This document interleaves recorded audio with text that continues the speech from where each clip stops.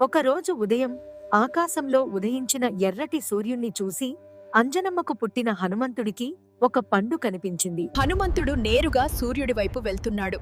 విశ్వాన్ని వేడి చేసే ఆ అగ్నిమండలంకి ఇంత దగ్గరకు ఎవరూ రావడం అసాధ్యం.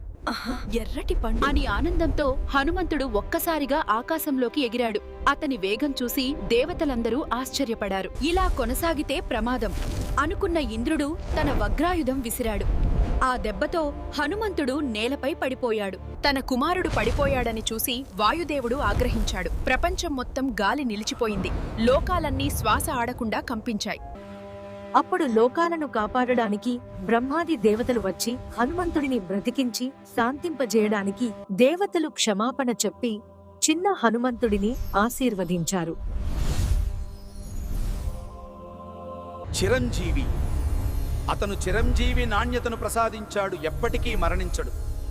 బ్రహ్మాస్త్రం ఏ బ్రహ్మాస్త్రం కూడా హనుమంతుడిని చంపలేదు లేదా బంధించలేదు. వజ్రాయుధ రక్షణ. తన వజ్రాయుధం వల్ల హనుమంతుడికి ఇకపై ఎప్పుడూ ప్రమాదం జరగదు. వజ్ర శరీరం వజ్రం కంటే గట్టిగా మారుతుందని వరమిచ్చాడు. అగ్ని రక్షణ. నిప్పు వల్ల హనుమంతుడికి ఎప్పుడూ హాని కలగదు. అగ్ని అతన్ని దహించలేదు.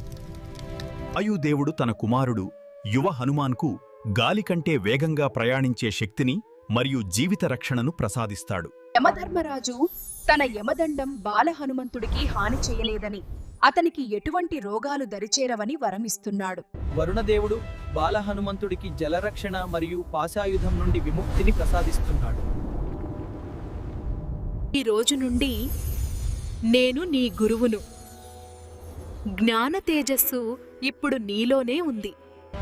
కుబేరుడు బాల హనుమంతుడికి యుద్ధంలో ఎప్పటికీ అలసిపోని ఉత్సాహాన్ని మరియు గదాయుధం వల్ల ప్రమాదం ఉండదని వరమిస్తున్నాడు. విశ్వకర్మ తాను తయారు చేసిన ఏ ఆయుధాలు బాల హనుమంతుడిని గాయపరచలేవని వరమిస్తున్నాడు. నీకు అజేయ వరాన్ని ప్రసాదిస్తున్నాము.